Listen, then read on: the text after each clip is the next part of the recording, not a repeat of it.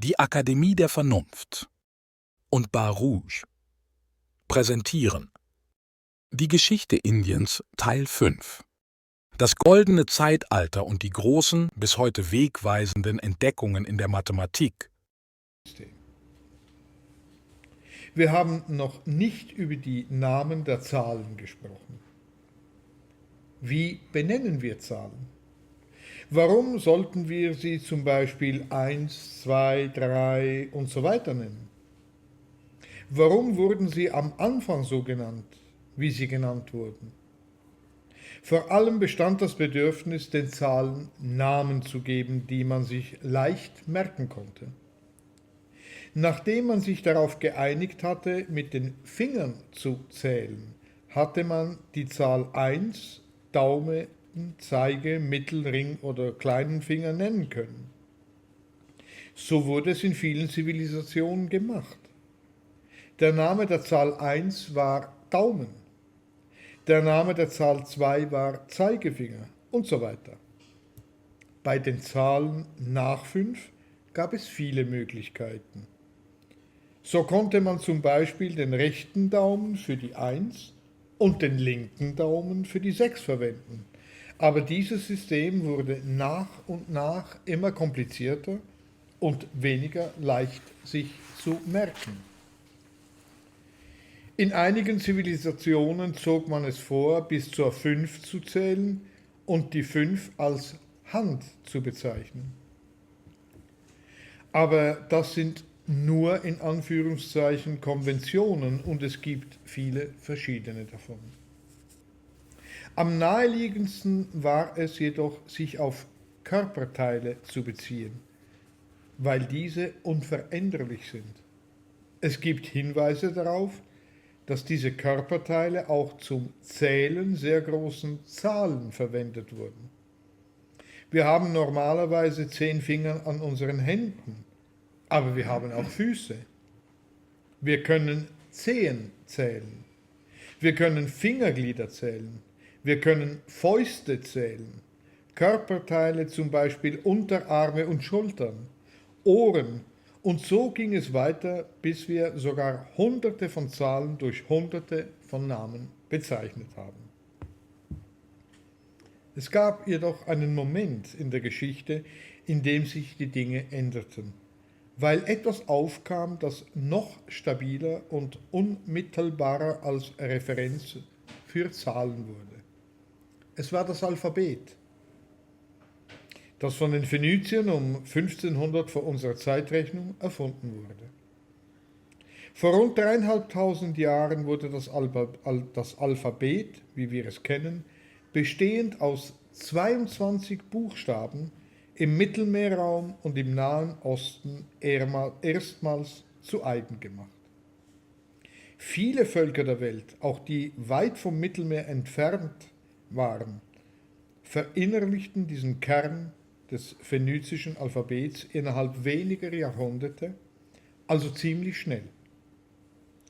Gerade weil dieses Alphabet so universell und dann als Bezugspunkt so stabil wurde, ist es ganz natürlich, dass jemand auf die Idee kam, Zahlen durch die Buchstaben des Alphabets darstellen zu können. Wir sind an diese Tatsache gewöhnt, denn das römische System, die römischen Zahlen, sind ein System, das im Wesentlichen Buchstaben des Alphabets zur Darstellung von Zahlen verwendet. Es gibt jedoch noch andere Völker, die das Alphabet direkt zur Benennung von Zahlen verwendet haben. Und zwar zunächst die Griechen und später die Juden. Dabei gibt es jedoch ein Problem. Das Problem ist, dass das griechische und das hebräische Alphabet zu wenige Buchstaben haben. Wir haben erwähnt, dass die Phönizier 22 Buchstaben hatten, die Griechen 24. Aber 24 ist eine schlechte Zahl, weil sie nicht durch 9 teilbar ist. So ist 24 ein Vielfaches von 8, aber nicht von 9. Die Neunerprobe ist eine arithmetische Eigenschaft, die die Teilbarkeit ganzer Zahlen durch 9 betrifft. Die Regel besagt, dass Wenn die Summe der Ziffern eine ganze Zahl durch 9 teilbar ist, diese Zahl selbst auch durch 9 teilbar ist. Die Summe der Ziffer der Zahl 153 zum Beispiel ist 1 plus 5 plus 3 gleich 9 und somit durch 9 teilbar. Nach der Neunerprobe ist also auch die Zahl 153 durch 9 teilbar. Diese Regel kann nützlich sein, um schnell festzustellen, ob eine Zahl durch 9 teilbar ist, ohne dass man die Teilung tatsächlich durchführen muss. Was spielt das für eine Rolle? Es spielt eine Rolle, weil es in einem additiven System wie dem der Griechen, sprich ohne die Null, welche die Griechen nicht kannten, 9 Ziffern gibt, wobei 9 für die Einheiten, 9 für die Zehner und 9 für die Hunderter dienen. Man bräuchte also 27 Ziffern, um Zahlen bis 999 zu schreiben. Aber stattdessen waren es nur 24. Die Griechen machten es zunächst aus der Not eine Tugend, sprich sie verwendeten die ersten 9 Buchstaben des Alphabets für die Einheiten, die zweiten 9 Buchstaben für die Zehner und die restlichen 6 für die Hunderter. Später beschlossen sie jedoch, das System zu vereinheitlichen und fügten 3 Buchstaben hinzu, welche archaische Buchstaben des griechischen Alphabets waren, zum Beispiel das Digamma, und kamen so auf 27. Die Juden taten dasselbe für ihr Alphabet. Mit diesem alphabetischen System konnte man also tatsächlich Zahlen bis 999 bezeichnen. Damit schafft man zunächst eine Möglichkeit, kleine Zahlen zu schreiben, und wenn man dann über 999 hinausgehen und mit Tausenden beginnen will, gibt es einen einfachen Trick. Man setzt einfach Hochkommata, Apostrophe, wie wir sie kennen, an die vorhergehenden Buchstaben, und dann soll ein Alpha eine 1 bedeuten, mit einem Hochkomma 1000, mit 2 1 Million und so weiter. Mit solchen Tricks konnte man mit den 27 Anfangsbuchstaben Zahlen schreiben, die auch sehr groß werden konnten.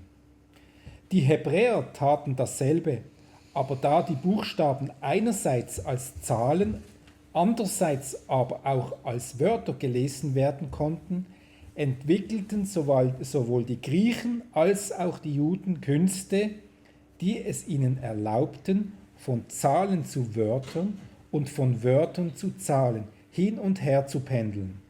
So konnte man von Worten ausgehen, sie in Zahlen umwandeln, numerisch auf die Zahlen einwirken und zu den Worten zurückkehren und Verbindungen zwischen den Worten finden. Eine dieser Künste, die Gematrie, hat zu großem Denken und Ergebnissen geführt, und noch heute nutzen zum Beispiel die Juden diese Methode zur Auslegung der Bibel. Bestimmte Wörter haben eine numerische Bedeutung, und es stellt sich zum Beispiel heraus, dass bestimmte Attribute wie gut, schön, mächtig und so weiter die gleiche Zahl haben wie das Wort, das der Gottheit entspricht. Zum besseren Verständnis. Gematrie ist ein System, das einem Wort oder einem Satz auf der Grundlage der Buchstaben, aus denen es besteht, einen numerischen Wert zuweisen kann. In der hebräischen Gematrie hat jeder Buchstabe des hebräischen Alphabets einen entsprechenden numerischen Wert. Zum Beispiel hat der erste Buchstabe Aleph den Wert 1, der zweite Buchstabe Beth den Wert 2, Gimel den Wert 3 und so weiter. Mit diesem System können Wörter und Sätze addiert werden, um einen numerischen Gesamtwert zu erhalten. Diese Zahlenwerte werden oft auf verschiedene Weise interpretiert, zum Beispiel durch die Suche nach Übereinstimmungen zwischen Wörtern oder Sätzen, die denselben Zahlenwert haben. Extrahieren versteckter oder symbolischer Bedeutungen aus numerischen Summen, Verwendung von Zahlenwerten als Grundlage für Interpretationen oder Analysen von heiligen oder traditionellen Texten, Erforschung von Verbindungen oder Beziehungen zwischen Wörtern oder Konzepten auf der Grundlage ihrer numerischen Werte. Die Gematrie wurde sowohl für religiöse als auch für nicht religiöse Zwecke verwendet und ist nach wie vor Gegenstand des Studiums und des Interesses von Gelehrten, Mystikern und Liebhabern der Symbolik.